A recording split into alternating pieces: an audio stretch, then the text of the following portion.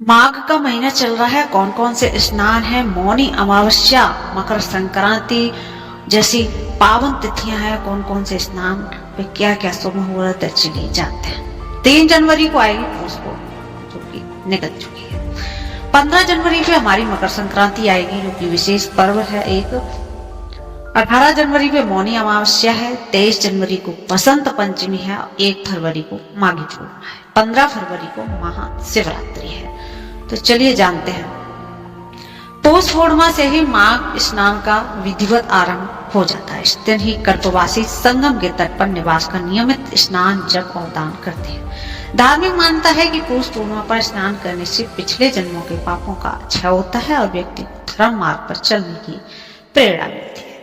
मकर संक्रांति हमारी आ गई 15 जनवरी को 2026 में।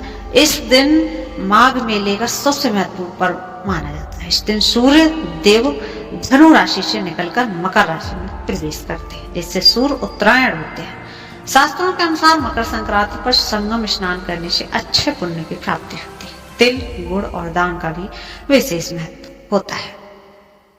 फिर आती है मौनी अमावस्या। 18 जनवरी को है जो सबसे पवित्र स्नान तिथि।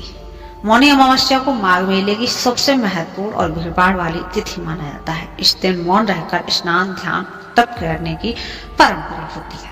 मान्यता है कि मौनी अमावस्या पर किया गया संगम स्नान राजसूय यज्ञ के समान फल देता है और व्यक्ति के समस्त पापों का नाश करता है। फिर आएगी बसंत पंचमी 23 जनवरी को।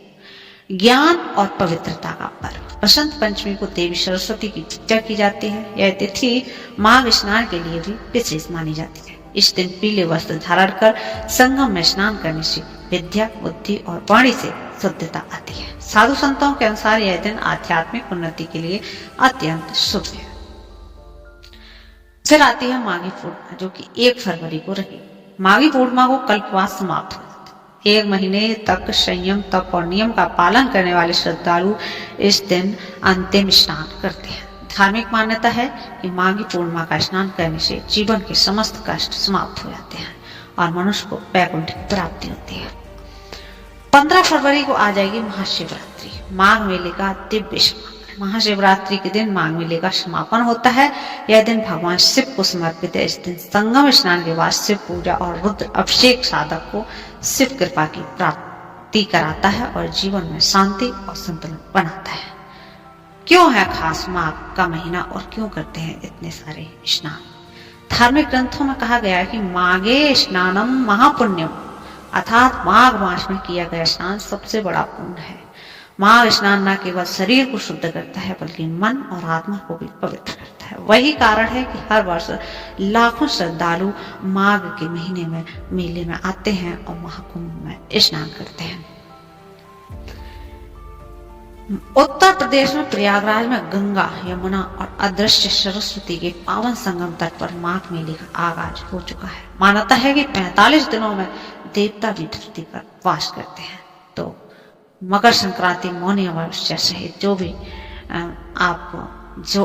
आपके लिए जो भी पास में पड़ रहा हो, गंगा, यमुना, सरस्वती, वहां आप जाइए, स्नान कीजिए और दान कीजिए।